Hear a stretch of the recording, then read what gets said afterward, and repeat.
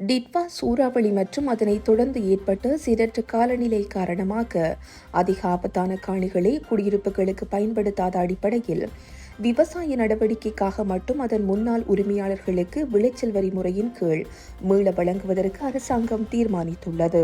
இது தொடர்பான விசேட திருத்தப்பட்ட வழிகாட்டல் கோவை பாதுகாப்பு அமைச்சினால் வெளியிடப்பட்டுள்ளது.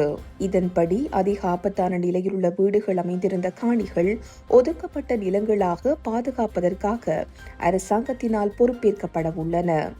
அவ்வாறு அதிக ஆபத்தான வலயங்களில் உள்ள வீடுகளுக்கு பதிலாக மாற்று நிலங்களில் வீடுகள் அமைக்கப்பட வேண்டும் என்பதுடன் தற்போதுள்ள அபாயகரமான காணிகளை அரசாங்கத்திற்கு வழங்க உரிமையாளர்கள் உடன்பட வேண்டும் என்றும் அதில் அறிவுறுத்தப்பட்டுள்ளது.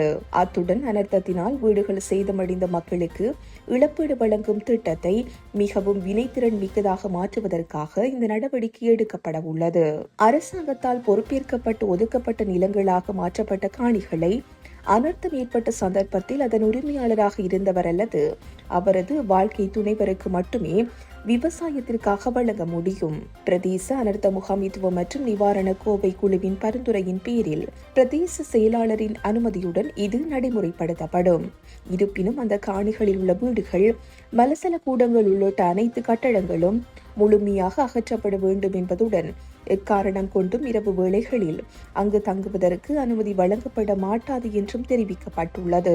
கடந்த 2025 ஆண்டு நவம்பர் 21 முதல் டிசம்பர் 31 வரையான காலப்பகுதிக்குள் இடம்பெற்ற அனைத்து அனர்த்தங்களினாலும் பாதிக்கப்பட்டவர்களுக்கு இந்த இழப்பீட்டு திட்டம் பொருந்தும். சூறாவளி தாக்கத்தினால் சேதமடைந்த வீடுகளை மதிப்பிட்டு முழுமையாக சேதமடைந்த வீடுகளுக்கு 50 லட்சம் ரூபாவும், பகுதியளவில் சேதமடைந்த வீடுகளுக்கு 25 லட்சம் ரூபாய் வரை இழப்பீடு வழங்கும் அதிகாரம் பிரதேச செயலாளர்களுக்கு வழங்கப்பட்டுள்ளது.